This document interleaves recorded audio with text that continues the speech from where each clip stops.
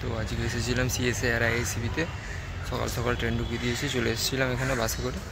অনেকটা সময় ছিল, 9:30টাতে রেজিস্ট্রেশনের টাইম ছিল। তো ততক্ষণে যাদবপুর ক্যাম্পাসের ভিতরে ঢুকে গেছিলাম, দিয়ে অনেক নেচারের ছবি তুললাম। তুলে এখন বেরিয়ে যাচ্ছি। এখন প্রায় কটা বাজে? 8:56, 9টা বাজে দিয়ে। তাহলে ওখানে সিএসআই আইআইসিবির ক্যাম্পাসে ঢুকে যাই, গিয়ে রেজিস্ট্রেশনটা করে নেব। আমি এসেছি এখানে ওই একটা আইপিআরের ওপরে ওয়ার্কশপ অ্যাটেন্ড করতে।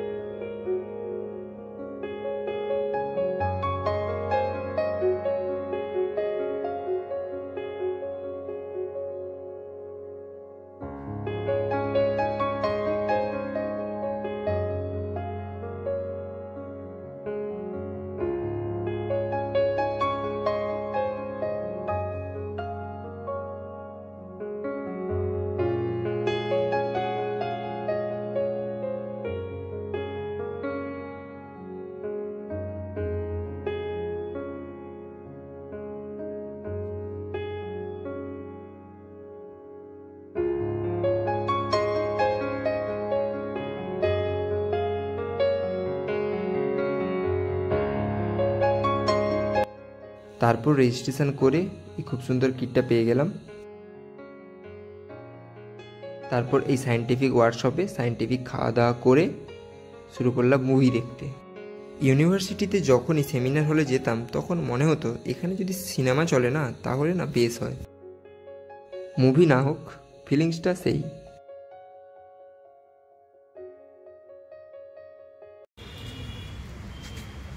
হ্যাঁ, আইআইসিবিতে প্রত্যেক দিন এইভাবেই সকালে জাতীয় পতাকা উত্তোলন এবং সন্ধ্যাবেলা পতাকা নামানো হয়।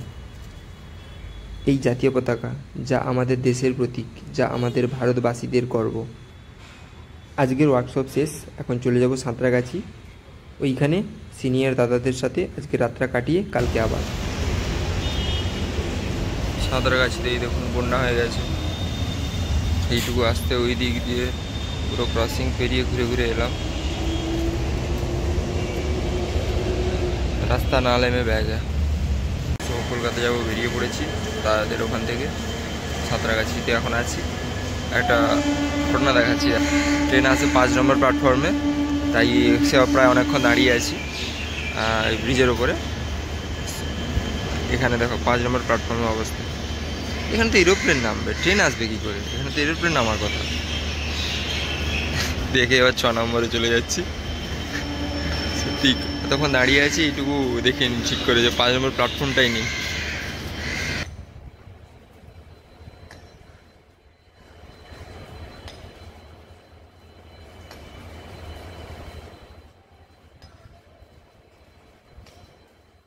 এইভাবেই সাঁতরাগাছির মানুষজন ভালো জল না পাওয়ায় ভেঙে ফেললো জলের ট্যাঙ্ক। আর এইসব সাঁতরাগাছিতে ভাঙা গড়ার ঝুট ঝামেলায় হয়ে গেল ট্রেন লেট।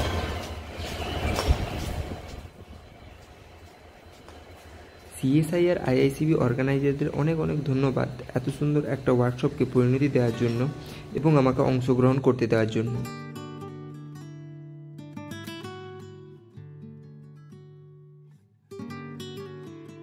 এইটা হলো হাওড়ার পঞ্চদ্বীপ টাওয়ার, যার উচ্চতা 120 মিটার, ভারতের সর্বোচ্চতম অবজারভেশন টাওয়ার। এভাবেই রাতের ফাঁকা ট্রেনে হাওয়া খেতে খেতে বাড়ি ফিরলাম।